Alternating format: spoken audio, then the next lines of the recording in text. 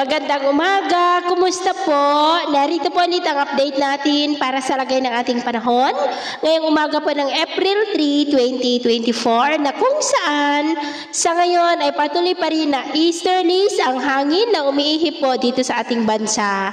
Ito po ay mainit na hangin na nanggagaling po dyan sa may Pacific Ocean. Samantala may HPA po na nasa silangan ng Japan at ang ridge po nito ay umaabot sa silangan ng Luzon na siya rin pong nagpahina sa LPA po na nabuo kahapon. At ito nga pinapakita ng forecast model natin pong ginagamit hanggang sa susunod na 2 linggo. At sa lagay ng ating panahon, ngayong madaling araw ay maayos ang panahon sa malaking bahagi ng ating bansa pero may tsansa pa rin ng mga isolated light rain sa ilang bahagi ng Quezon, Estancia, Escalante, Northern Palawan, Dinagat Island at ilang bahagi ng Zamboanga.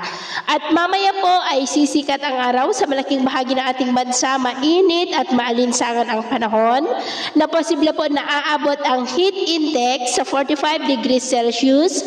Kaya mag-ingat po tayo sa dulot na panganib ng mainit na panahon. Iwasan po muna natin ang magbilad sa ilalim ng mainit na sikat ng araw at ugaliin po natin ang uminom ng tubig para po makaiwas tayo sa dehydration at heat stroke. Pero sa kabila po ng mainit na panahon ay may chance pa rin ng maulap na kalangitan with isolated rains sa ilang bahagi po ng Quezon at Leyte. At mamayang hapon, mainit at maalinsangan pa din ang panahon. Pero may chance pa din po ng maulap na kalangitan with isolated rains sa ilang bahagi po ng Catanduanes. At sa atin naman pong mga baybayin, wala po tayong nakataas na namang gale warning signals. Malaya po napapalaot ang ating mga kababayan. Lalo na pong mga mangingisda na gumagamit ng maliliit na bangka. Pero iba yung pag-iingat lamang po kung papalaot tayo para po mas makaiwas sa mga sakunang pangkaragatan.